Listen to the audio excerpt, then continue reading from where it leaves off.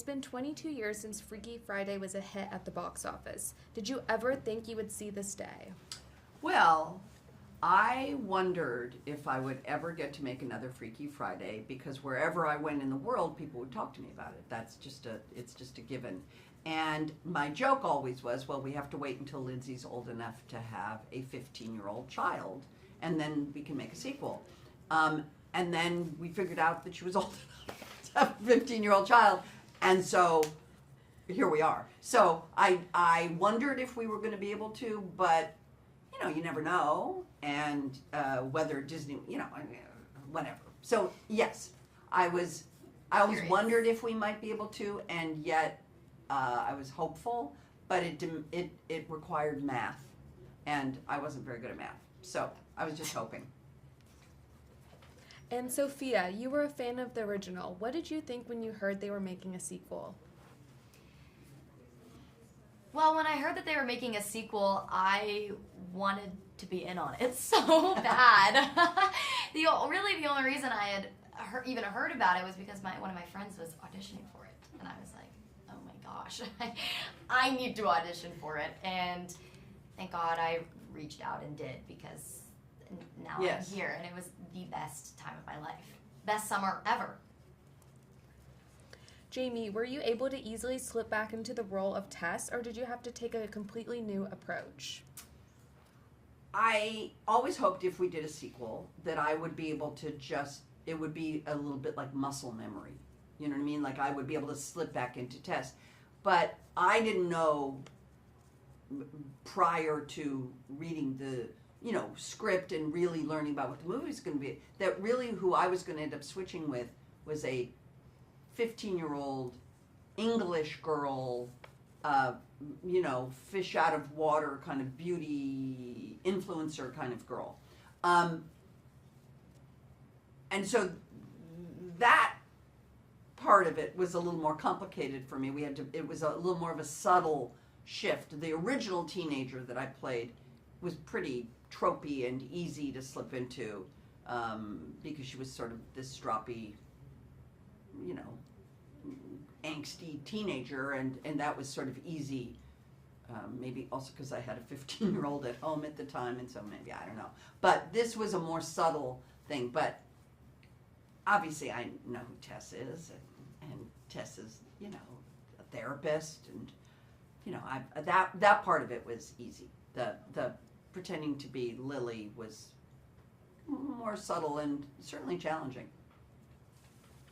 Sophia, what can you tell us about your character, Lily, and how hard it was to perfect your British accent? Ooh. Yeah, I mean, preparing for Lily was, I don't want to say difficult, but it definitely required work, not only because of the accent. Manny and I both worked with the same dialect coach whom he had worked with before. And she was lovely. But also, I think it was important for me to really humanize Lily, because when you read her on paper, she could easily just be this mean girl from London and kind of annoying and one note.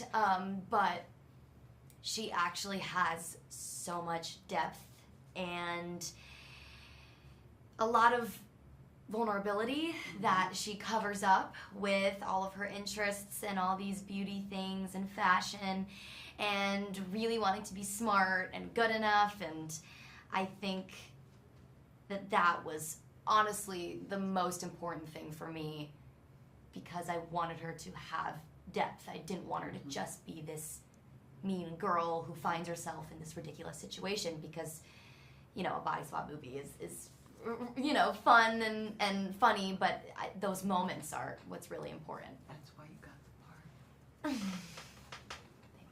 part. That's why you got the part. Thank you. Because there were some women who came in who kind of did play it like that. And you didn't. Just telling you. That's why you got the part. Jamie, the bond you share with Lindsay on screen is obviously genuine. Have the two of you remained in close contact over the past 2 decades? Yes. I love Lindsay Lohan. I have stayed in contact with Lindsay since we made Freaky Friday in 2003. She was 15 years old. And the movie came out and she was 16. And we have stayed in verbal phone texting. She has a wicked bitmoji, you know, moji game. And we have seen each other over these 22 years many times. She will come to Los Angeles. We will see each other here. I'll go to New York. We'll see each other there. She lives in Dubai, so it's harder to see her, but she brought her baby to Los Angeles. And way before we had announced that we were making the movie, she came to Los Angeles and brought little Luai.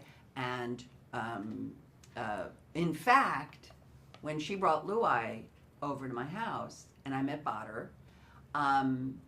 we took a picture, just the two of us, and I posted on the Instagram. And that was the picture that really got the energy started. That was really what got the energy started. Like, people loved seeing us. So we've known each other and seen each other for a long time.